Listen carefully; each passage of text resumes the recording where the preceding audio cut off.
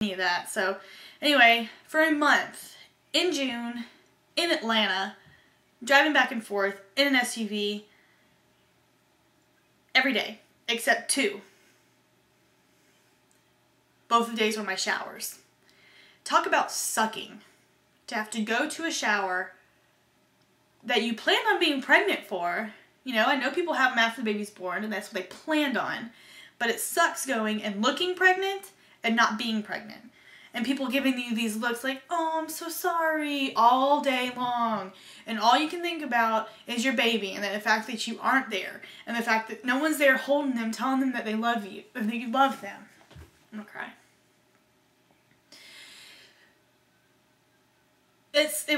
I was trying to have fun because the people throwing them did a, good job and stuff, and, people came and they were there and it was great and everything, but, I was getting gifts and I was supposed to be enjoying it, having a good time, and I was putting on a face because the whole time, all you can think about is your baby. She's laying there in the hospital and you're at this party and you feel like you should be there, but you have to get the stuff so that just, from the party so that you can have it ready when she does come home. And so it's just, that month was horrible. I think it was the most horrible month of my entire life. And I do not wish prematurity on any parent. And, and what's really funny is that, you feel that bad even when she was perfectly healthy. She had no problems whatsoever. She just had to grow and learn to eat. That's it. So I was very, very lucky. But she, I saw other babies in that hospital that really were really small. So yeah, she was fine, but I felt so bad not being there. And you could tell, it's been months and it's still a raw emotion. I would come home at night, and the nights that Adam was there, it sucked being there by myself. Adam is having to work 2 jobs because of me being laid off. Now we have this premature baby, and then we have medical bills, and then we have to feed her this expensive formula because I couldn't breastfeed. Talk about more guilt. Not to mention, he said something to me the day I told him that I was gonna stop trying because it wasn't working. He said something to me that was not very nice. We talked it out, but, well, kind of. But, I came home every night, and I'm just like, home is not home without my baby. We'd go walk around Target or something, getting groceries or something for her, like the pack and play, because we didn't get it for our showers, and we needed it, and because we were going to use the bassinet in our room, and that part of the pack and play for when she came home, and we'd be walking around and be like, man, home just isn't home without her. And during those first 2 weeks, we kept with the showers and the original dates. The 2nd and 3rd weekend in June, I believe. The second one was the weekend of Father's Day, which we spent in the hospital. But during both of those showers, I had to help get them ready for the most part. The first one, very much. My mom and I had to do it all by ourselves, on top of having to go back and forth. So every day, I would try to time it where I left, right, and I would scoot into Atlanta on the tail of the morning traffic, because I had to go with the flow of traffic, which sucked.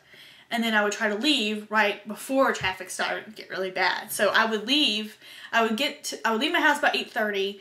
I would get to the hospital about 9:30. I would stay there all day. Try to leave about 2:30 or 3, so that I can beat the afternoon traffic. So I'd be back up my way by 4 or 4:30. Every day, including weekends. Weekends wasn't so bad as far as traffic goes, so I stayed longer. But I was stopping by Target or Walmart or somewhere to pick up crap for my shower that I shouldn't have had to have been dealing with. My mom was having to work her job, and she had school also that she was dealing with, because she took these summer classes because she didn't think Layla would be here. She was trying to get some stuff out of the way and not take anything in the fall so she could help me out with the baby. But everything was just turned upside down, so I was having to take care of it because I was going to have the time in the evening, but I should not have had to. That's the thing, I had enough on my plate. And so that was just more stress and no video time. You know, I couldn't have made a video. So once those showers were over, the next, like my last shower was on the 20th of June. And the next day, Adam and I both went to the hospital, and it was Father's Day. And then that Wednesday, the 24th, she came home. So it's like I had these showers to deal with the entire time she was in the hospital.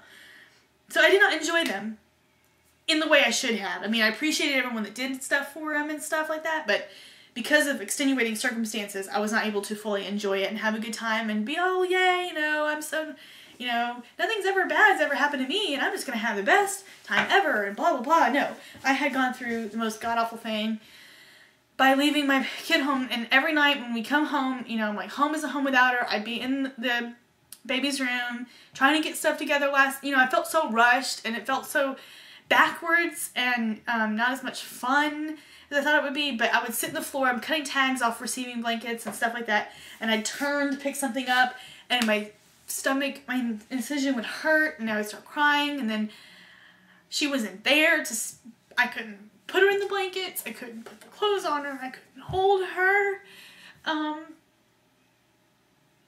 so yeah, I mean, it was just god-awful. When she came home, it was great, of course, you know, we got to take her home, and it was the best day ever. She was, I think, a little over 5 pounds when we brought her home. I've got her baby book with all of it written down, but she was a little over 5 pounds when we brought her home, and on the 4th of July, we had a big celebration here at our house. We have a huge driveway and a big backyard, so we had a slip and slide, and we had fireworks, and we had food, and everybody kind of brought some stuff, and it was kind of Meet Layla Day, you know, and friends and family came, and it was a lot of fun. I was a nervous wreck because she was so small, and there's so many people, but this is right when the swine flu thing was coming out, you know, and she's not even 6 months old right now, so I can't even get her the swine flu shot, even if I wanted to. Still going over that kind of stuff, but we both had our regular flu shots, he and I both, and we're waiting for the other ones, but I was just a nervous wreck, but it's okay.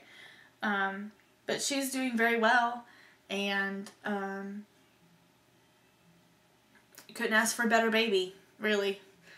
But that's the hospital stay, so I really want to keep things segmented. I have taken video since we brought her home. I think I started in August with taking video. I have some pictures of the hospital stay, and I'll put them in here. Still pictures.